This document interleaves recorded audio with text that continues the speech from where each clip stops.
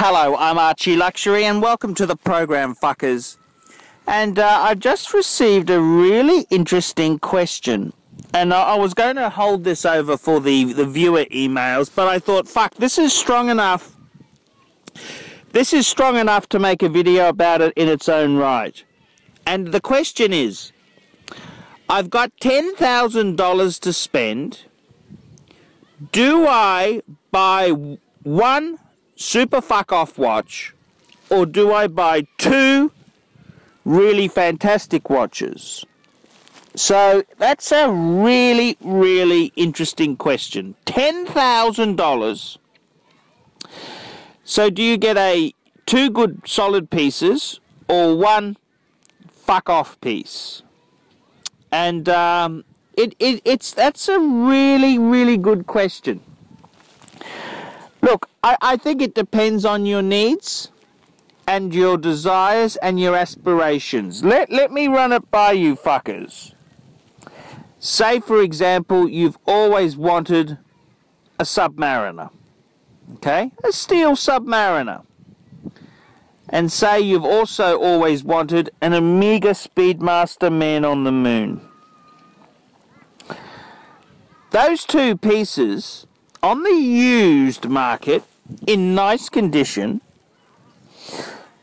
you should be able to get that for around the $10,000 mark. Okay, you might need to put a little bit more in, or it might be a little bit cheaper, but you should be able to get those two pieces. However, fuckers, I was just on a watch website yesterday, and for $11,400 they had a rose gold JaegerLeCoultre Reverso Grande. That's a big Grand Tourly size Reverso in rose gold. Now, I was also on Jewelers on Time eBay store, and $11,000 around that figure will get me an 18238 in really nice condition. That's a solid gold President with a factory diamond dial. So I suppose, fuckers, it really depends. What have you had your heart set on? Was it to have a subby and a Speedmaster? Or was it to have a President? So you've got to ask yourself, what is it you've been lusting for? So I'd tend to go with your gut feel there. What do you feel there? And in my case, I've got very fucking expensive taste. I'd go and get the fucking rose gold Reverso. I think that's a killer piece. And I love it. Rose gold. Oh, it'd complement the Archie 5 beautifully, because I don't have a rose gold piece.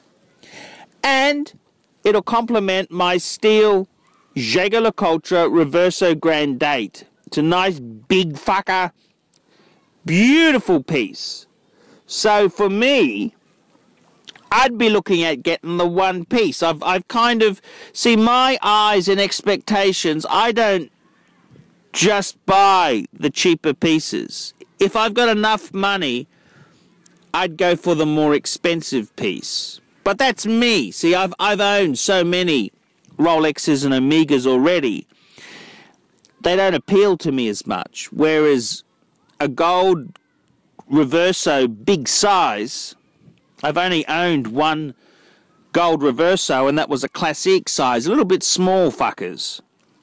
So I'd be jumping in. I'd be jumping in to the more expensive one piece. But that's not to say getting two really great pieces, there's anything wrong with that. So, you know, I think it depends on where you are, what stage in life you are as a collector.